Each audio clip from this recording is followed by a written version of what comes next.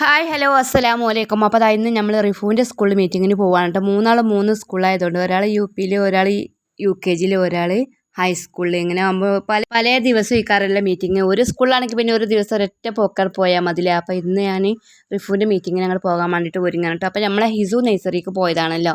അപ്പോൾ ഓൾ ആദ്യം കൊണ്ടുവരണം മീറ്റിങ്ങിന് പോകണമെങ്കിൽ. മറ്റേത് ഓൾ ഇങ്ങോട്ട് 3 മണിയാകുമ്പോൾ വരുമ്പോഴത്തേന് ഇവിടെ ആരും ഉണ്ടാവില്ല. ബാവട്ടി ഉണ്ടാവില്ല. ബാവട്ടി സ്കൂൾ ട്രിപ്പ് എടുക്കണം തിരക്കേക്കാരം. അങ്ങനെ ഹിസുവിനെ ബാവട്ടി കൊണ്ടുവന്ന് പിന്നെ ഞങ്ങൾ സ്കൂൾക്ക് മീറ്റിങ്ങിന് ഇങ്ങനെ പോയിക്കൊണ്ടിരിക്കുകയാണ് കേട്ടോ.